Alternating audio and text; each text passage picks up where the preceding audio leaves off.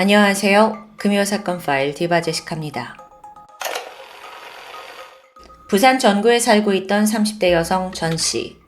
2019년 10월 21일 이날 그녀의 가족들은 전씨로부터 의미심장한 문자를 받습니다. 급한 일이 생겨서 당분간 연락하기 힘들 것 같아요. 그리고 같은 시각 전씨의 직장 상사도 동일한 문자를 받았죠. 상사가 무슨 일인가 싶어서 바로 전화를 걸어봤지만 이미 그녀는 연락이 두절된 상황입니다. 이렇게 너무도 갑작스러운 통보에 가족들은 불안해졌어요. 그래서 일단은 딸이 혼자 거주하고 있는 고급 아파트 관리사무소에 도움을 청했죠. 딸 집에 좀 방문해서 무슨 일이 있는지 확인해달라는 부탁이었습니다. 그리고 얼마 후 띵동, 관리소 직원이 전씨 집의 초인종을 눌렀어요. 근데 응답이 없는 겁니다. 그렇다고 억지로 문을 따고 들어갈 순 없잖아요. 결국 직원과 또 가족의 신고로 경찰이 출동했고요. 강제로 도어락을 뜯고 내부로 진입을 하게 되는데 잠시 후 욕실에서 사망해 있는 전씨를 발견합니다. 발견 당시 그녀는 샤워 수전에 스마트폰 충전기 줄을 걸고 목을 매단 채 사망해 있었습니다. 이게 딱 봤을 때는 극단적인 선택을 한 정황이에요. 그런데 갑자기 이런 결정을 할 어떤 힘든 상황이 있었던 걸까? 잠깐 전씨에 대해 좀 알아보면 그녀는 당시 유명 소프트웨어 회사에서 게임 기획자로 근무하고 있었습니다. 출중한 능력을 인정받았고 덕분에 많은 돈을 벌었던 어떤 약간 자수성가 스타일이에요. 전씨가 살고 있던 그 아파트 역시 부산에서 고급 거주지로 손꼽히는 곳이고요. 심지어 이사를 한 지도 얼마 되지 않은 상황이에요. 가족들과 불화? 전혀 없습니다. 이렇다 보니 가족들은 전씨가 극단적인 선택을 했다? 결코 납득할 수 없었어요. 그래서 가족이 모르는 무슨 일이 있었던 게 아니냐 싶었지만 경찰 조사 결과 전씨가 연락이 두절되기 직전까지 친구와 아주 일상적인 문자를 주고받은 게 드러납니다. 그렇다면 혹시 타살? 의심을 해보긴 했지만 그렇다기에 현장이 너무 깨끗했어요. 누군가가 강제로 침입을 한 흔적도 없고요. 또 성폭행을 당한 것도 아니었고요. 그런데 그녀의 시신을 살펴보면 경찰이 문득 이상한 점이 있다는 걸 알게 돼요. 마치 누군가에게 구타를 당한 듯 타박상이 몇 개 보이는 겁니다. 또 전씨가 목을 매단 그 샤워 수전은 높이가 좀 낮은 편이었거든요. 근데 일반적으로 이런 높이에서 극단적 선택을 결정한다? 이게 좀 무리가 있어 보였던 거죠. 그렇게 해서 집안 내부를 더 수색해보던 경찰이 문득 피해자 핸드폰 어디 있지? 이런 생각이 듭니다. 찾아봤는데 없어요. 사라져 있었죠. 그래서 즉시 경찰이 마지막 신호를 추적하게 되는데요. 그랬더니 이게 집에서 꽤 떨어진 장소에서 신호가 끊겨 있습니다. 이상해요. 그래서 경찰은 타살의 가능성을 열어두고 수사를 진행하게 되죠. 우선 가장 먼저 그녀가 살던 아파트 CCTV를 확보했고요. 드나들었던 수상한 사람이 없는지 조사합니다. 그러던 중 한 남자가 포착되는데 이게 좀 수상해요. 왜냐면 그는 전씨의 시신이 발견되기 직전인 10월 21일 오후 3시 39분 이 아파트를 방문했다가 얼마 안 돼 떠났습니다. 근데 아파트 거주자는 아니었죠. 근데 기록을 좀 더 보니까 바로 전날인 10월 20일에도 전씨의 아파트를 찾아갔던 거예요. 마찬가지로 전씨가 사는 층에 내렸지만 또 얼마 후에 떠났고요. 부산경찰서는 서둘러 이 CCTV 속 남성을 추적했고 경찰로 소환하게 돼요. 그는 당시 26살의 A씨. 사건 당일 전씨의 집에 갔습니까? 라는 부분에 순순히 인정했습니다. 근데 그는 전씨와 알던 사이가 아니에요. 일면식도 없는 완전 낯선 사람인 거죠. 그런데도 전씨 집을 찾아간 이유가 뭐냐? 바로 중고거래 때문이었습니다. 피해자 전씨는 최근 중고 사이트에다가 소파를 올려놨어요. 그걸 A씨가 관심을 보였고 직접 소파를 보기 위해서 전씨 집을 방문했다는 설명. 근데 A씨는 나는 그것뿐이다. 중고거래를 하려고 했던 것뿐이다. 죽음과는 아무런 관련이 없다면서 굉장히 억울하다는 입장인데요. 그런데 좀 더 그를 이제 추적을 하다가 결국 A씨의 계좌를 살펴본 경찰이 아주 결정적인 걸 발견합니다. 죽은 전씨 계좌에서 그에게 몇 번에 걸쳐 돈이 이체된 걸 찾아낸 거예요. 아니, 물건을 사는 사람은 지금 이 A씨인데 왜 전씨가 돈을 보내요? 그래서 이게 어떻게 된 거냐라고 추궁을 하는데 우물쭈물 앞뒤가 맞지 않는 소리만 하고 있죠. 게다가 증언 내내 아주 불안한 기색이 역력했어요.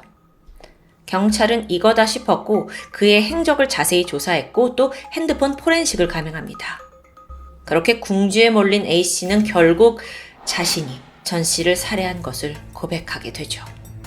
중고거래하려고 만났다가 이게 살인까지 이어진 사건입니다.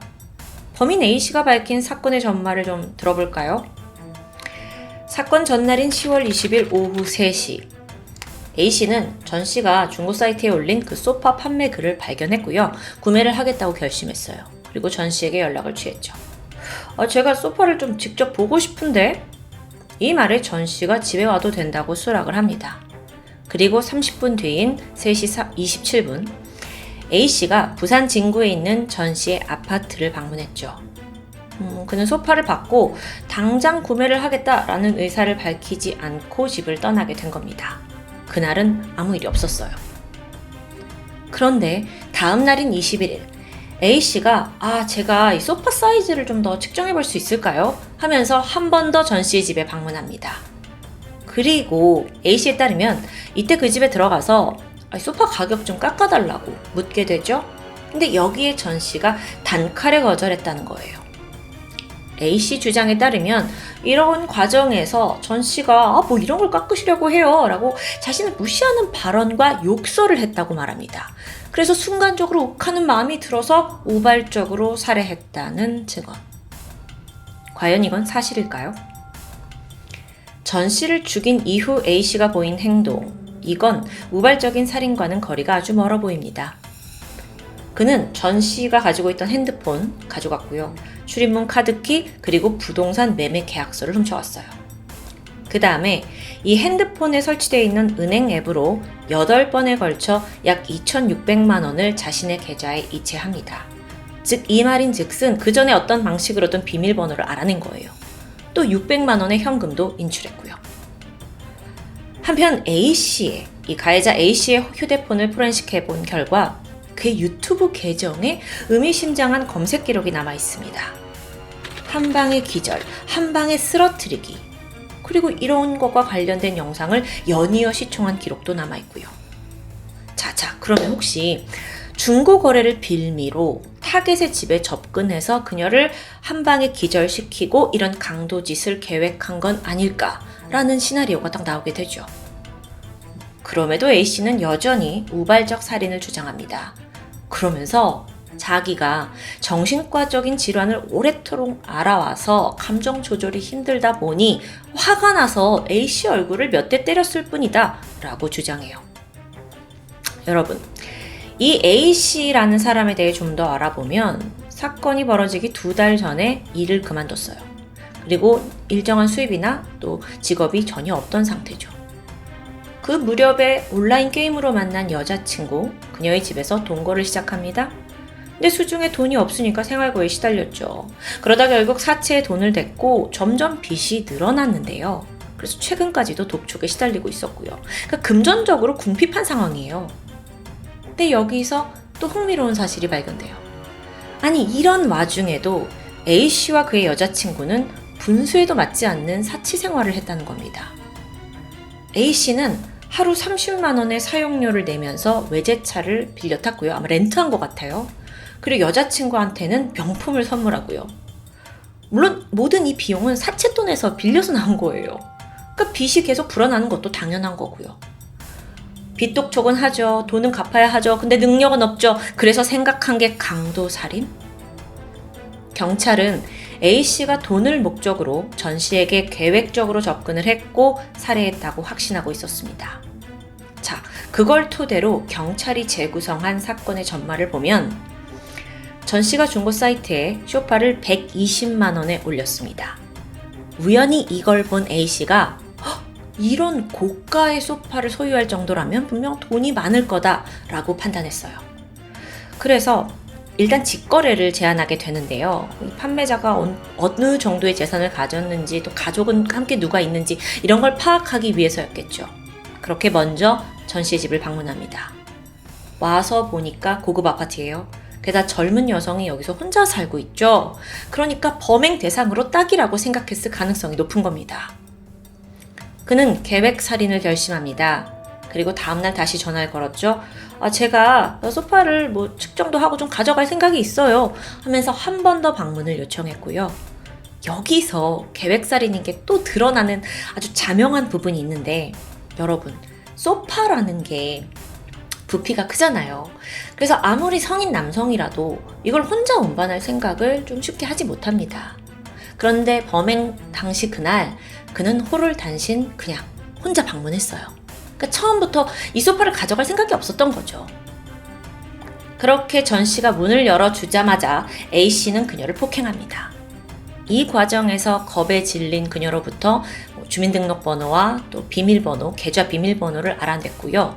그런 뒤에 쓰러져 있는 전 씨의 목 부위를 밟아서 경부 압박으로 사망토록 만듭니다. 전 씨의 숨이 끊어졌지만 그는 그녀를 끌고 욕실로 향했고, 거기서 마치 스스로 목숨을 끊은 것처럼 현장을 위장한 겁니다. 그 후 전 씨의 휴대폰으로 가족과 지인들한테 연락하기 힘들다라는 메시지를 보냈고요. 자, 이렇게 어느 정도 앞뒤가 좀 들어맞는 것 같죠? 근데 이런 증거와 정황이 넘치는데도 불구하고 A씨의 태도는 여전히 뻔뻔합니다. 끝까지 우발적이었다는 거예요. 그럼 유튜브 검색은 뭐죠? 한 방에 쓰러뜨리기? 그런 걸 누가 검색해요?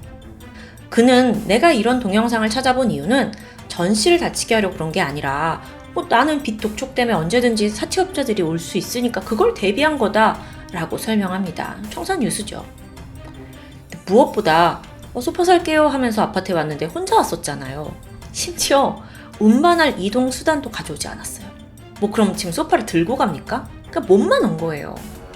그러니까 애초에 중고 거래는 그냥 핑계였고, 이 고급 아파트에 혼자 사는 여자한테 얼마 뜯어낼지 그것만 기대하고 온 거겠죠. 그래서 그렇게 훔쳐간 돈으로 뭘 했냐고요? 돈의 일부는 여자친구에게 송금했습니다. 그리고 나머지는 지인들 선물을 사는 데 썼어요.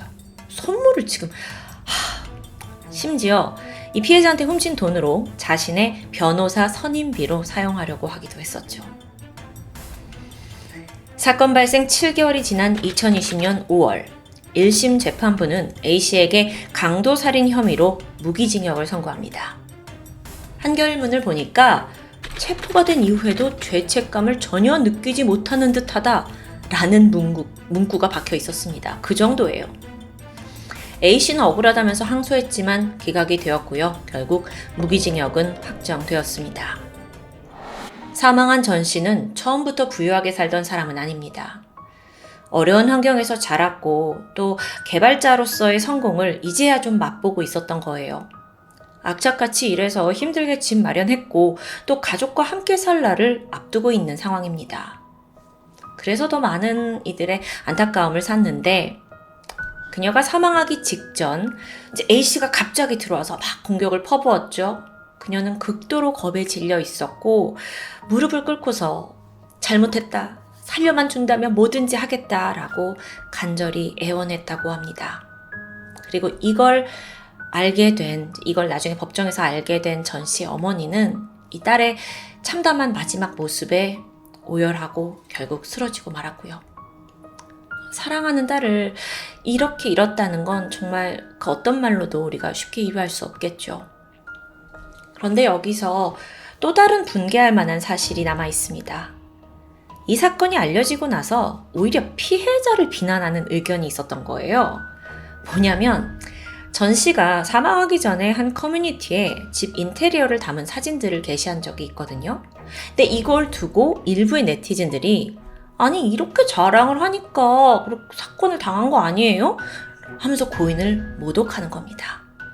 심지어 범인 A씨 역시 법정에서 비슷한 말을 했어요. 그러니까 전 씨가 막 비아냥거려서 내가 죽였다, 마치 피해자가 죽을 만한 짓을 했기 때문에 죽인 거라는 아주 황당한 주장입니다. 물론 그날 현장의 진실은 두 사람만 알 수 있죠. 하지만 그걸 다 떠나서 어떤 이유라고 하더라도 사람을 죽이는 행위를 용인할 순 없습니다. 그러고 보면 저도 이사했다고 집 공개하는 영상도 찍고 인스타에도 올리고, 또 인스타에 사실 많은 사람들이 자기 집에 대해 공간을 알려주는 영상을 올리고 있잖아요. 그걸 다 싸잡아서 잘못이라고 할 수 있나요? 제가 이걸 설명해야 하는 현실이 참담할 뿐입니다. 최근 중고거래가 굉장히 보편화되면서 또 사기당하는 걸 피하기 위해 직거래를 선호하기도 합니다. 근데 그게 오히려 또 다른 범죄에 노출될 수 있다는 걸 오늘 사건이 말해주고 있죠. 낯선 이와 만나는 직거래는 반드시 사람이 많이 오가는 장소 또는 제3자가 동행해서 안전한 곳에서 진행해야 합니다. 저도 이 대본을 보고 얼마 전에 가습기를 거래 하나 했는데 밤에였어요. 근데 저도 이제 남자친구하고 동행을 해서 가게 되더라고요. 아무래도 이런 사건을 통해 좀 경각심이 더 생기는 거겠죠. 혹시라도 혼자 거주하는 여성분이시라면 함부로 누군가를 집에 들이는 건 굉장히 조심해야 됩니다. 범죄는 여러분, 특수한 상황에서만 발생하는 게 아니더라고요. 언제든 표적이 될 수 있다는 점. 그래서 첫째도 안전, 둘째도 안전이라는 마음, 그 메시지를 꼭 전달하고 싶었습니다. 지금까지 금요사건 파일 디바제시카입니다. 안녕하세요. 금요사건 파일 디바제시카입니다. 2012년 4월 30일 월요일 저녁, 서울 신촌역 근방 창천동 바람산 어린이공원 인근에서 지나가던 환경미화원 한 분이 피를 흘리고 있는 젊은 남성을 발견합니다. 안타깝게도 이미 숨이 끊어져 있었죠. 20대로 보이는 남성의 시신인데 한쪽 풀숲에 유기가 되어 있었어요. 근데 누군가한테 아주 심하게 맞은 듯 온몸이 상처와 피로 뒤덮여 있었죠. 심지어 장기 일부가 튀어나와 있었습니다. 한눈에도 너무 참혹한 상태였죠. 즉각 경찰에 신고가 접수되었고, 다행히 이 피해자 친구들의 실종 신고가 들어온 덕분에 신속하게 피해자의 신원을 특정할 수 있었습니다. 사망한 그는 20세의 남성 김씨. 사건 당일에 친구들과 함께 시간을 보냈었는데 저녁 7시쯤 약속이 있다면서 혼자 신촌으로 향했다고 합니다. 이때 김씨가 만나기로 한 사람 또한 어렵지 않게 파악할 수 있었어요. 그건 바로 18살의 윤군, 16살의 이군, 15살의 홍량이었죠. 이게 다 10대들인데요. 아는 동생들이었을까요? 저녁 8시 13분입니다. 김씨가 이들 무리와 함께 공원 계단 쪽으로 향하는 모습이 CCTV에 남아있어요. 그리고 이게 김씨의 마지막 모습입니다. 여러분, 시신이 아주 잔인하게 훼손이 되어 있었잖아요. 이걸로 봐서 원한에 의한 살인을 짐작해야 하는데요. 그럼 정황상 김씨와 마지막에 있었던 그 윤군, 이군, 홍양, 이 사람들이 범인일 가능성이 매우 높겠죠. 아니 근데 평범한 대학생이었던 김씨가 이렇게 나이도 어린 아이들에게 무슨 원한을 샀기에 이렇게 잔인하게 살해당했다는 거죠? 우선 이 사건 참 특이합니다. 그리고 이들의 복잡한 관계를 이해하려면 숨겨진 인물 박 씨에 대해 알아야 하겠죠. 박 씨. 그녀는 김 씨의 동갑내기 여자친구였습니다. 두 사람이 2011년 3월 게임 사이트에서 처음 만났어요. 그리고 2012년 초부터 교제를 시작했죠. 그게 얼마 되지 않았었는데요. 박 씨한테 좀 특이점이 있었는데 그녀가 특정 인터넷 카페 활동에 굉장히 몰입했다는 겁니다. 그 카페의 이름은 사령카페. 사령카페라는 건 그러니까 자신이 가상의 인물로 뭔가 캐릭터화해서 상상하는 그런 취미를 가진 사람들이 모인 곳이에요. 그러니까 카페 내에서 다들 자기가 만든 어떤 캐릭터가 되어서 대화를 나누게 되죠. 쉽게 말해서 부캐 활동을 하는 곳이라고 이해하시면 될 것 같습니다. 그런데 여기서 그 사령이라는 단어, 이건 죽은 사람의 영혼을 뜻하는 말입니다. 이 카페는 단순히 부캐놀이 이거 외에도 오컬트 문화에 심취한 사람들이 다수 있었다고 해요.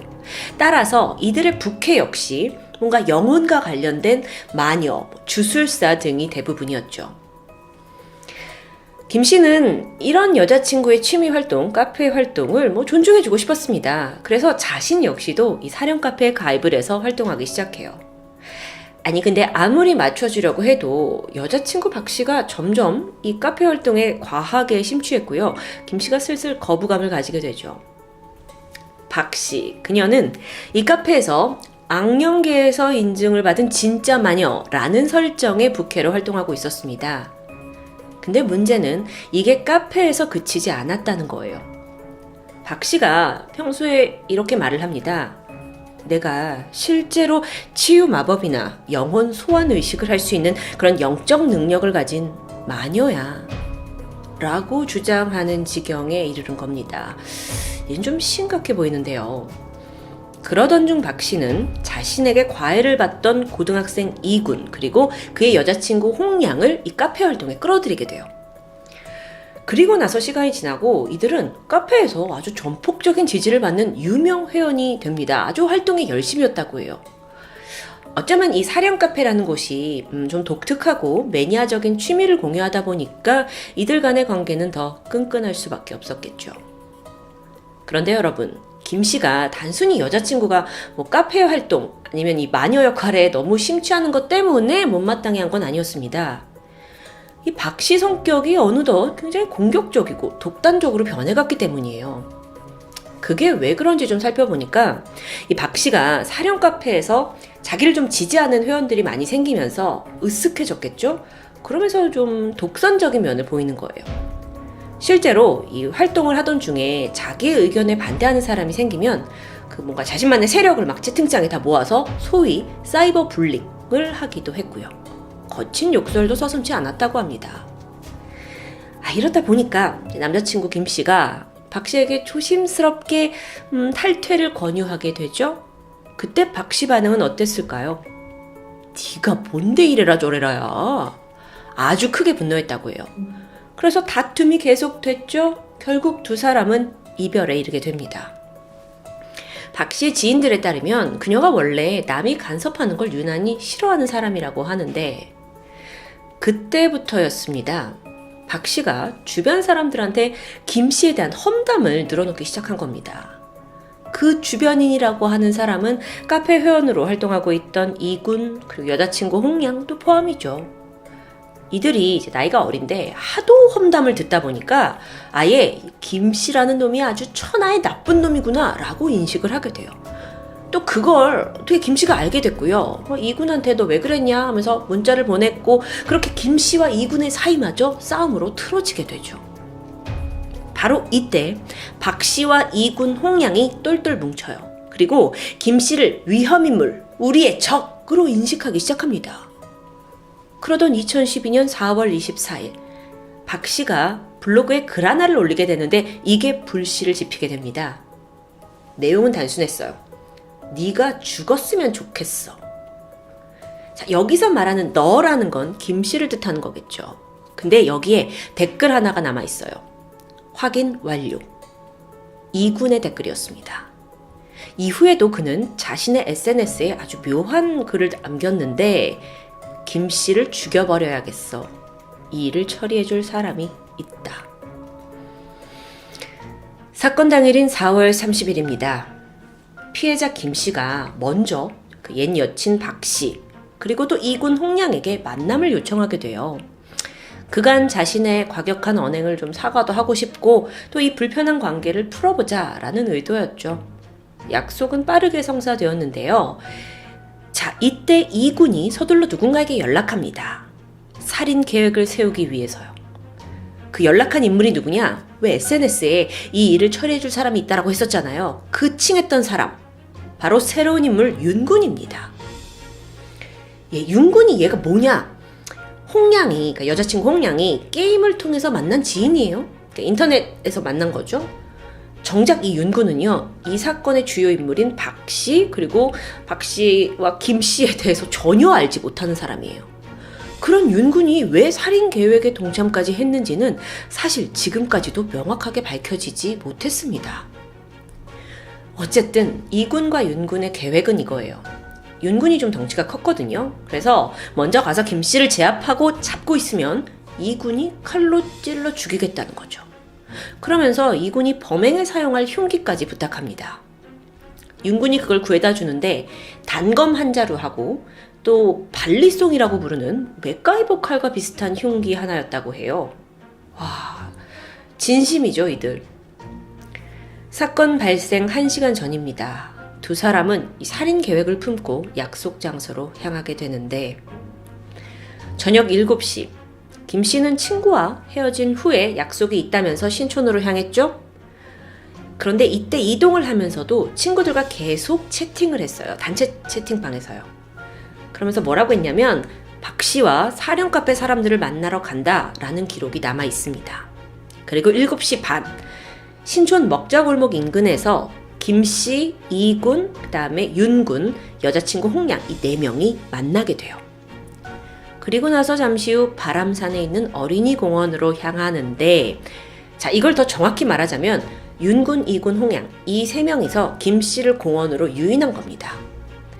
이 공원이 신촌역 인근이잖아요. 그럼 거기가 굉장히 번화가인데 그럼에도 불구하고 이 공원은 굉장히 으슥하고 또 오가는 사람이 없는 곳이라고 합니다. 여기서 잠깐 이 약속 장소에는 박 씨는 등장하지 않았죠. 저녁 8시 13분입니다. 이때 김 씨가 그 친구들과 있는 단체 채팅방에 메시지를 하나 남기게 돼요. 골목길로 들어선다. 왠지 수상해. 그리고 나서 아무런 톡이 없는 겁니다.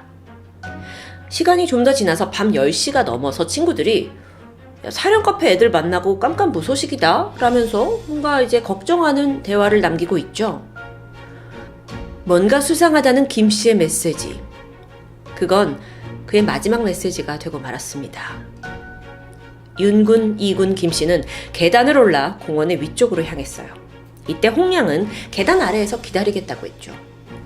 그렇게 남자 셋이 딱 남았을 때 김 씨와 이군 사이에 말다툼이 시작됩니다. 둘 사이가 원래 좋지 않았으니까요.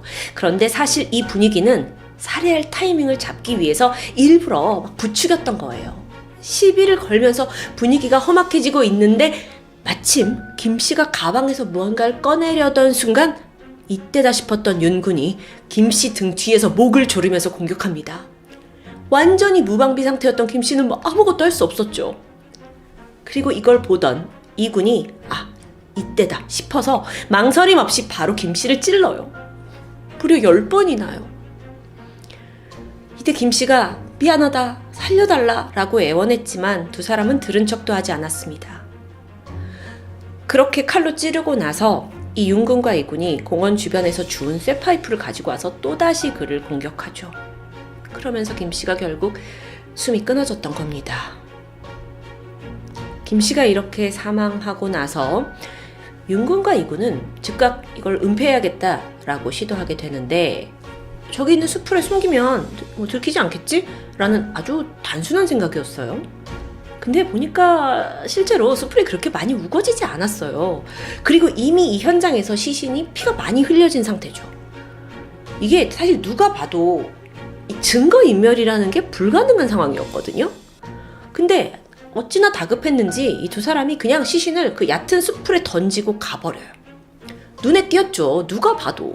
근데 얘네들이 뭐라고 생각했냐면 환경미화원이 와서 청소를 하는 김에 치워주지 않을까? 그럼 경찰한테 들키지 않을 거야 라고 생각을 했다는데요. 이건 약간 지능이 의심스러울 정도로 좀 황당무계한 개념이죠. 그러고 보니까 이들이 이제 신촌에서 만나서 어린이 공원까지 올 때 이렇게 김 씨를 유인했잖아요. 근데 CCTV를 전혀 의식하지 않았습니다. 그래서 버젓이 얼굴이 다 찍혀 있고요. 여러분, 사실 심지어 이 범행을 본 목격자들도 수두룩해요. 살인이랍시고 모의를 둘이 했는데 모든 게 좀 어설펐던 거죠. 어쩌면 만들지 못했던 걸 수도 있습니다. 사실 이군, 홍양, 윤군까지 모두 약간 정상적인 사고 판단이 가능한가 싶을 정도로 심각한 인터넷 의존증을 보이는 사람이었다고 분석됩니다. 여기서 이 세 사람에 대해서 좀 더 설명을 덧붙여보자면 이군, 그는 먼저 그 극단적인 시도를 3번이나 한 힘든 과거가 있어요. 마침 그때 만난 게 박 씨와 사령카페였죠. 이군은 이 사령카페의 활동을 뭔가 현실의 도피처로 생각했던 것 같습니다. 그래서 아주 열성적으로 참여하게 돼요. 또 여자친구였던 홍양 역시 마찬가지로 남자친구와 함께 사령카페에 푹 빠져 있었죠. 여러분 친구들이 약간 코스프레를 했던 그 사진들을 보면서 어느 정도 감이 잡히실 거라고 생각이 듭니다. 한편 윤군의 경우에는 사령카페와는 아무 관련이 없어요. 박 씨도 모르고. 근데 평소에 인터넷에다가 뭐라고 올렸냐면 나는 곤란한 일도 단번에 해결해 줄 수 있는 해결사와 같은 존재입니다. 라는 뭔가 상상의 자뻑 같은 글을 자주 올렸다고 해요. 그러니까 이군이 그를 접촉을 해서 살인을 우리 같이 해달라 라는 요청에 그냥 쉽게 예 좋아 하고 받아들였던 것 같아요. 그래서 이걸 한마디로 봤을 때 이 3사람 모두 약간 현실 감각이 좀 부족한 사람들이 아니었나 라는 평가를 받게 되죠. 자, 여러분 여기서 빠질 수 없는 인물이 있습니다. 박 씨. 박 씨의 존재는 이군과 홍량에게 절대적이었어요. 사령카페라는 게 이제 10대 청소년들에게 너무나도 중요한 세상이잖아요. 근데 그 안에서 박 씨는 영향력이 또 큰 사람이었고요. 자연스럽게 이 2사람은 박 씨를 추종하는 세력이 되었고요. 박 씨한테 현혹됩니다. 거친 언행을 내뱉는 사람이었는데도 불구하고 그녀의 말에 동조했고 또 박 씨가 싫어하는 사람은 자기들도 같이 싫어해요. 그 타깃이 된 게 김 씨였던 거고요. 그들한테 김 씨는 우리 카페에서 박 씨를 탈퇴시키려고 하는 악마로 인지가 되었고요. 박 씨가 나 이제 죽여버리고 싶어 라고 말을 하면서 이 추종자들의 증오심을 가중시키게 되죠. 이 블로그에 죽여버리고 싶다라는 글을 남겼잖아요. 그리고 나서 이군이 댓글을 남겼고 이군이 뭔가 막 움직이려고 한 것을 박 씨는 알고 있었습니다. 하지만 말리진 않았죠. 어쩌면 그녀가 원하던 결과가 그거였을 테니까요. 사건이 일어나기 직전에 어떤 일이 있었나 조사를 해보니까 박 씨가 윤군, 이군, 홍양 얘네과 함께 있었다는 게 결국 확인됩니다. 그리고 애들이 챙겨온 흉기를 다 봤어요. 하지만 박 씨는 아무런 제재도 하지 않았죠. 그래놓고 사건 현장에는 샘만 보내고 자기는 빠져나갈 구멍을 만들기 위해서 자리를 피한 것으로 보입니다. 이 현장에는 아주 허술하게 은폐한 시신과 함께 CCTV 기록, 유류품까지 너무나도 명백한 증거가 참 많이 남아 있었다고 합니다. 그래서 범인 윤군과 이군은 24시간도 지나지 않아서 바로 체포되죠. 심지어 이때 이군은요, 그 살인을 저지른 직후에 여자친구 홍량과 함께 찜질방 데이트를 하고 있다가 경찰에 붙잡혔어요. 이걸 봤을 때 자신의 범행에 대해서 별다른 죄책감을 느끼지 못하는 듯해요. 그렇게 몇 주가 지났고 이 사건의 내막이 알려지면서 뒤에서 모든 걸 조정했던 박 씨, 그리고 망을 봤던 홍양 역시 살인 방조 혐의로 체포됩니다. 재판에선 박 씨가 내가 좀 홧김에 한 말이 이렇게 진짜 살인을 불러올 줄은 몰랐다 라면서 억울하다는 입장이에요. 재판이 이제 일어났고 그녀는 직접 살인의 가해자는 아니다 라는 이유로 징역 12년형을 받습니다. 그런데 이조차도 2심에서 징역 7년으로 감형이 돼요. 최종 판결에서 범인 윤군과 이군에게는 각각 징역 20년, 그리고 홍량에게는 징역 7년이 선고되면서 이 정말 유례없는 사건이 막을 내리게 되죠. 참, 제가 금요사건 파일 참 다양한 사건들을 다뤘지만 오늘은 정말 처음 접하는 사건이었습니다. 그 가해자 박 씨, 그녀는 자신의 말 한마디 한마디가 가해자들의 행동을 조종했다는 걸 분명 알고 있었을 겁니다. 그들을 부추겨서 김 씨를 살해하게 만든 거죠. 그녀는 정말 살아있는 마녀가 아니었을까요? 7년형을 선고받았으니까 지금쯤은 자유의 몸이 되어 있을 텐데요. 지금도 어디선가 마녀로 살고 있을지 모르는 그녀에게 김 씨의 죽음에 대한 죄책감이 평생 따라다니기를 바랄 뿐입니다. 지금까지 금요사건 파일 디바제시카였습니다.